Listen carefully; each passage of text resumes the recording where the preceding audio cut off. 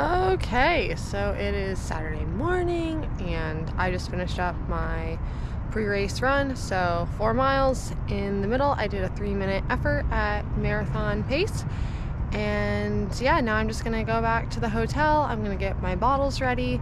I'm gonna wait for Eli to finish his run. And then we're gonna go over and do all the elite information meeting, get my bib, drop out my bottles.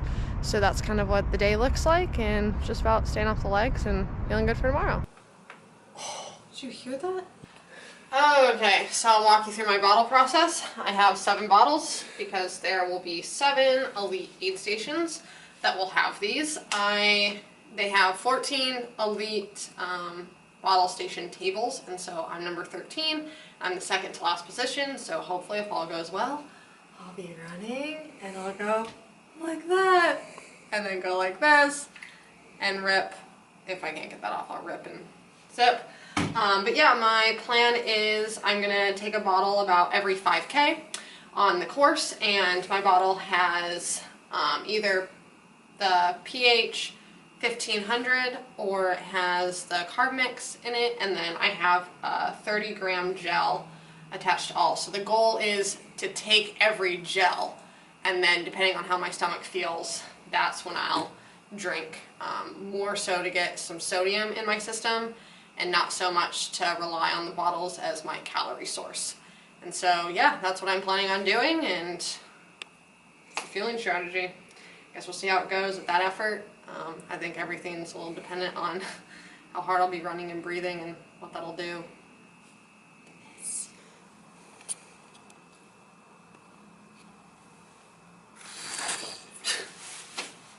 Where to? We're gonna drive, but it's like only a 0.7 mile walk to the elite hotel area. So we're just gonna walk there with the bottles and do the bottles, grab my bib, and then we have the most lovely 2:30 technical meeting. So we're gonna do the technical meeting, dot our I's, cross our T's, and then we'll walk back here and, I don't know, stretch, lay around, watch a movie. Sweet. Be bored. That's what you do the day before the race. Be bored. Well, there's the pool wing here. Oh, God. I don't know. It'll go in my stomach.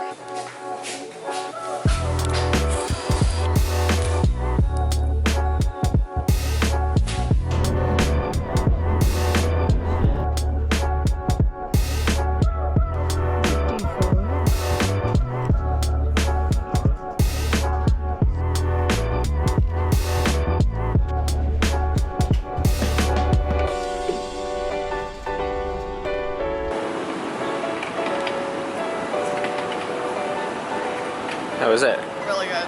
There's like almond in it, and I love almond. Do you want to tell people how you feeling? Kind of feeling ready to get the show on the road. Kind of with the whole waiting thing. Like, it's weird when you do a lot of training and then having this week where like there's just a lot of time that you would have been training, but then you're learning to fill that headspace with something else. Like, you just have a long time to think about it now, whereas like in the training leading up, I think you're focused on the training and being tired, so you're not thinking about the race. But now I have this extra time, so I'm just thinking about the race and the things that could go right or the things that could go really wrong. I think I'm also kind of nervous about the bottle situation. I know that sounds really lame, but like, I don't want to hit someone else's bottle. I want to make sure I grab my bottle. I want to make sure I don't miss my bottle. All the logistics of this race make me nervous. It's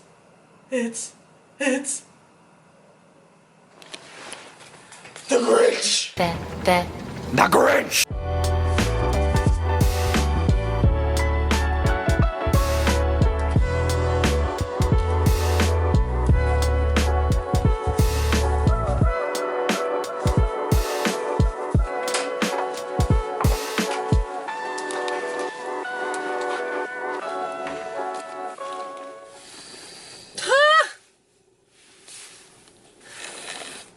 Hey, Hey, how you feeling? you know, I respect all the people right now that I see walking on the side of the street, and it's like 4 in the morning. They're walking to the bus. They don't get to take any of their clothes. Like, Okay, they. actually though, road marathoning is so wasteful. Well, it goes to Goodwill. Okay, That's what they tell me. okay. But, like, I don't know. We get pampered. We get our own private bus. We get to take our warm ups. Like, I don't think I'd be the average Joe marathoner. It's a commitment. Early morning. The only way to do it's in the loot wave. Yep. I'm soft. I'm soft and privileged. No, I'm excited. I'm just ready to run. And Yes. stop waiting. I'm kind of over the whole Tabor waiting week and just talking about this race. Just want to do the race now. See if I make it to the finish line in a time that I want to make it, like, to the finish line in. No, I think you're in a special place, right? You don't have to worry about making the distance. I've made the distance. I've actually made marathons that they told you it was a marathon and it was much longer than a marathon. So, and like, I don't know, it's not as daunting racing like 50Ks. It's anywhere from 4 to 6+ hours. This is it's only around 2.5. Ideally. Ideally. This all goes to shit.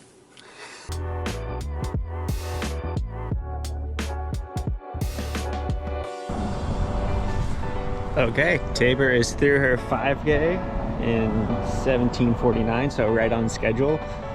I told her do not go out any faster than a 17 because that's going to be a bad day. So, we're starting with a good one. Let's go, Tabor!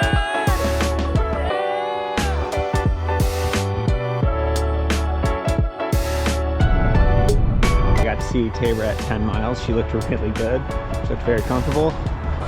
Hopefully she can bring it down a little bit. The idea was to have her go a little bit slower through the 10-mile mark and then kind of slowly ease it down, not to waste the legs because we don't know what happens 20 miles into a road marathon. That's a new one for both of us. So hoping for the best here. I just hot routed over to the next stop. I'm gonna see if I can see her at like 19 miles. I think I gotta run now.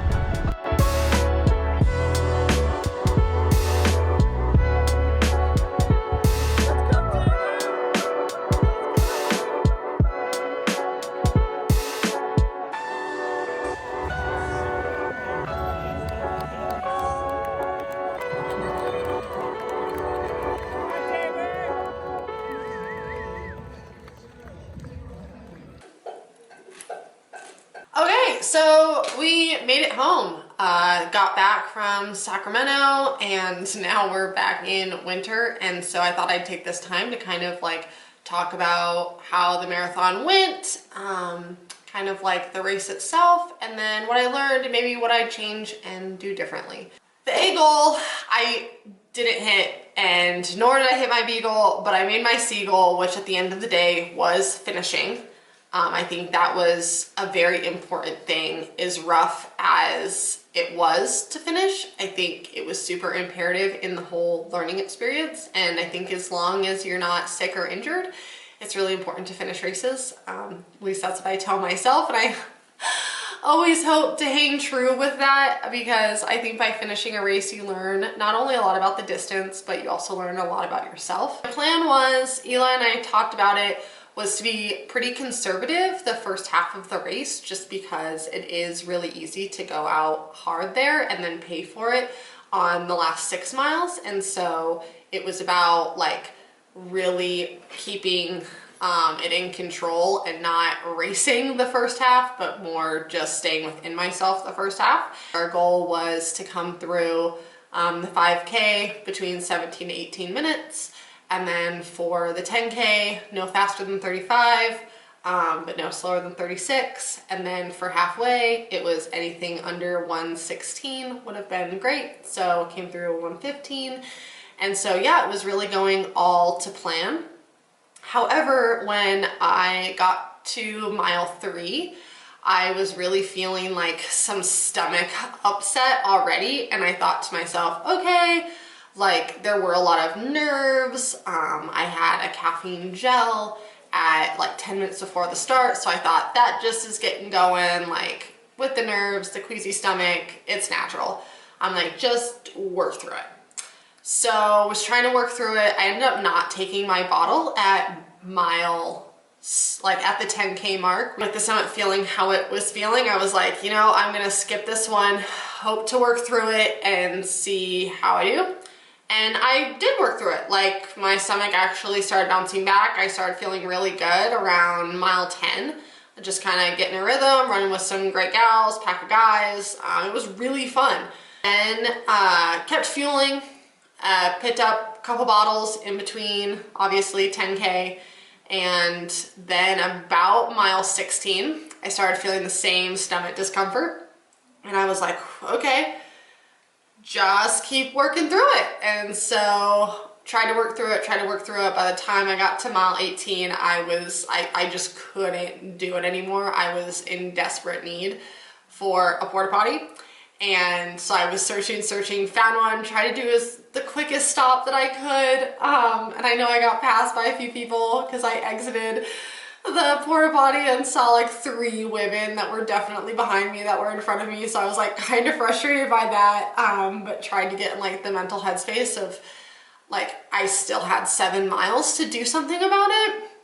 And unfortunately, the next 7 miles were really hard, and I couldn't really push, just because if I started to push, my stomach just started to go sour, and I really had a hard time fueling during that time. And so then my quads were kind of feeling it. So I kept trying to fuel because I didn't want the body to go. Like if it was only the stomach going, that's one thing. But to have like the legs go, and unfortunately it all went, the stomach, the body. So I just had to like rely on mental toughness at that point. I don't think it was necessarily bad fueling or something that I ate the night before. Like from my perspective is I do a pretty good job of tracking my cycle, and I was in the late luteal phase of my cycle. And during that time, I end up just having like a really rancid stomach. And it happened that race day like landed at that peak time. And so I think honestly, that's what contributed to it. And I did a bad job at paying attention to my tracking app. And I thought I was earlier in my cycle than I actually was. And so when I am in the later part of the cycle, and I know that, I really try and like avoid caffeine, eat like pretty anti-inflammatory foods, and I didn't really do that leading up to the marathon. I had a lot of probably carb heavy things, doing the good old like carb loading, not really, but like sort of.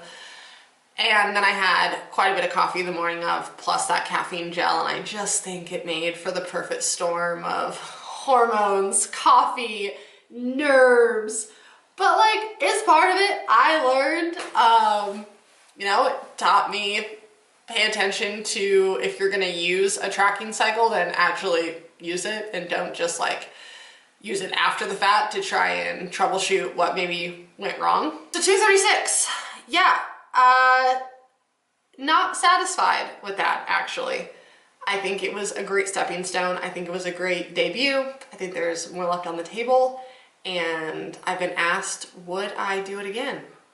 And the answer is yes, I would like to do it again. I'd like to give it another crack. I think a road focus complements trails, and trails also complement roads. So thanks for all the cheers. So many people were out there cheering, and it was like the most special thing, because I thought I was just so anonymous out on the roads and not in the trail space, and people were like, go Tabor, and that was really nice. So that meant a lot. Yeah, so more learning, and now taking a nice good break. It's been a long season doing either FKTs or races since January. So now gonna take a breather, enjoy some relaxation time and holidays with the family, and yeah, catch you on the flip-flop.